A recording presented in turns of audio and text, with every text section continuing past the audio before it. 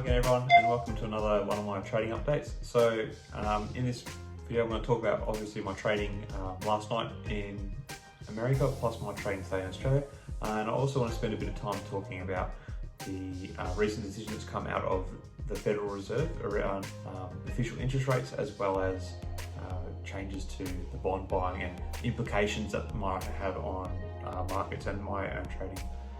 So firstly, we've been talking about Workhorse quite a bit here lately, and that had quite the night yesterday, or quite the day yesterday I should say. It's in Australia, so it's a different time. So Workhorse started the morning down, and I was doing a bit of negative trading on it, just trying to accumulate more and more shares, because I do believe that there is a bit of potential still with the stock. And so I was doing that a little bit, and then it seemed to be declining a little bit more, and that's why actually I was thinking about going to bed about then. I put an order on to sell the position if it managed to get to a higher price. I came back about maybe 10 minutes later to the screen, so this is why sometimes it's not good to leave your screen. 10 minutes later, and I had missed out that there had been an announcement about Workhorse is actually going to be challenging US Postal Service's contract they awarded to Oshkosh in the federal court. So they've actually skipped the proper appeals processes. They've just gone straight to the federal court, and that made the stock just shoot up. It jumped by about 12% on its opening mark, and I did manage to sell it probably about 4 or 5% of the way up, but my sale was too early on. I did rebuy back in and managed to sell off a bit, and then rebuy back in at a lower price, and from there the price did kind of decline a little bit. It still finished the day about 4% off, just shy of the $15 mark, so it's back to that level of $15, which I was kind of hoping it would stay around for the week despite spending a day at that $14 mark. So what does the Workhorse announcement actually mean? Well, it's really hard to say. Some people are getting really excited, they think it's going to be, Workhorse is definitely going to win the contract back now, but this could be a couple of things. It could legitimately happen, and from my part as an investor, that's what I would really hope for. But at the same time, I'm a little bit cautious to get too excited about this, because firstly, it's just a court case, and to overturn such a big contract like that, I don't know how likely that is going to be, but we can kind of hope. It doesn't really change too much for the company. I think they've still got some good stuff happening there, but I'm not reading too much into this decision. What it might mean for the short squeeze is, well, that was quite interesting, because after the announcement there was a bit of volatility around short sales, and the actual short position on Workhorse through the day actually shrunk from 2% from where it started. It was short of 53% of outstanding stock, and by the end of the trading day that was actually down to around 51%. So some people had started moving their short positions maybe as a bit of a hedge, in case it does shoot up. Is this the start of the short squeeze? Maybe. It definitely is an event that gave a bit of catalyst for change and brought about a bit of excitement. It'll be interesting to see just what comes out in the next few days and weeks, and then also I guess watching the case. But it could be the start of the squeeze. I hope so, but we just have to wait and see. But I'm still bullish on Workhorse, and I'm still going to be following my strategy of trying to accrue the stock. I've had quite a bit of success with that in recent weeks, just buying at lower, selling high, as you would with any sort of trade, I guess. But with the profit I'm making, instead of taking it in cash, I'm actually retaining some of the shares, so I'm building my position as I do that. And given the volatility that Workhorse has had recently, that's allowed me to do that quite a bit. The other stock I was trading last night, I'm using the same approach, and that was clean energy fuels. Though they continued a bit of a decline, and I did do a little bit of negative trading and grew my position there a little bit. The nice thing was that they did shoot up a little bit towards the end of the trading day, but they did it wasn't anything too exciting. They still finished heavily in the red yesterday, but again, I think that's a company with good financial fundamentals, and I'm going to be trying to accrue that going forward. I was sort of doing a bit of reflection too about whether or not it's good long term to be jumping into these meme stocks in great number. At least with the clean energy fuels, I do feel a bit more comfortable with that, just given the nature of its business.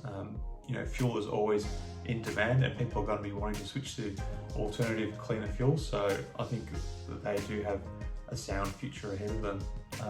In terms of my trading on the ASX today, it kind of followed the lead of the US and was a bit negative, except my stocks in Zip did shoot up, and I was able to sell off that big position I was holding. And what was quite fortuitous, and I think happening really bizarrely, Northern Star Resources, the gold miner I've been trying to accrue, had a really heavy loss. They're down about 7% at their lowest point today. And it's bizarre to me because they should be going up with inflation. So I've jumped in and bought a big position there, and I don't know, I am going to be trading and accumulating like I do with all my stocks that I want to keep in my portfolio. But it's one that I kind of want to hold a decent position in, because I really do believe that there is going to be some inflation coming down the pipeline. And that leads me to the last point I want to talk about. So last night, the Federal Reserve came out and gave their announcements about what's going on with monetary policy in the United States, and there were no surprises about any drastic changes being announced like immediately. No one was expecting that, and as I did state, no one is expecting it anytime soon. But what did arouse a bit of interest though is they presented some dot plots which sort of had a couple of dots for 2023, indicating 2 potential rate rises coming then, and that sort of sent the markets into a bit of a downward spiral that these ultra low interest easy cash environment is going to come to an end sooner than expected, because initially people think that was going to come in 2024, but it looks like it's been brought forward. Jerome Powell did speak about it and say, like, don't pay attention to the 2 dots, which I don't know, that was either really sinister of him, or it was you can take it for what he's saying, but it sounds like that we're at least going to get a couple year and a half, maybe 2 years to deal with this almost zero interest rate environment. And they also announced that they're not really changing their bond buying program. They're going to continue adding to the amount of debt, the amount of bonds that the US Fed is holding on their books. Apparently it's now at $8 trillion. It's ridiculous how much that is. And they commented that the inflation they think is transitory, but it's interesting because kind of losing what I want to say here a little bit, but I'll just finish on the inflation point. The fact that they still continue to buy the bonds and printing the money, this quantitative easing, this is all just going to lead to inflation. The way the market's working right now, we have sellers have low supply, but they're selling it at really high prices. So it's this is inflation. I don't think it's transitory. I think it's going to be a bit more longer running, despite what Jerome Powell says. I mentioned Peter Schiff a few times that he kind of thinks this way too. And there was another economist who was making a bit of headline the other day. I can't remember his name. Paul something. I can't remember.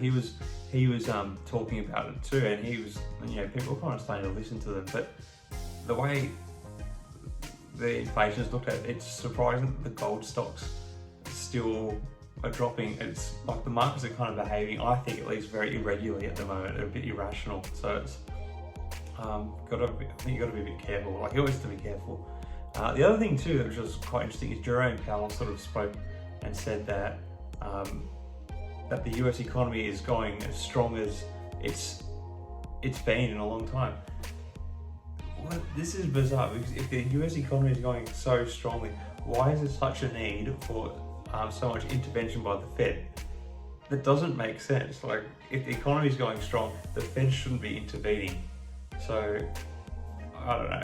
You got to make what you can out of this, but it's not, things just aren't really adding up to me, or adding up for me. But anyway, we'll just have to watch and see. Keep an eye on the news that's coming out. I think there could be potentially, a shift, some significant shifts in the market, especially if these high inflation figures keep coming out in the months ahead. Anyway, let's see what happens. Let's keep an eye on. There's a few things to be keeping an eye on. You've got your Workhorse stock. I've got my North Star resource and my constant obsession with what's going on with the inflation. Anyway guys, good luck on the markets. I'll see you next time.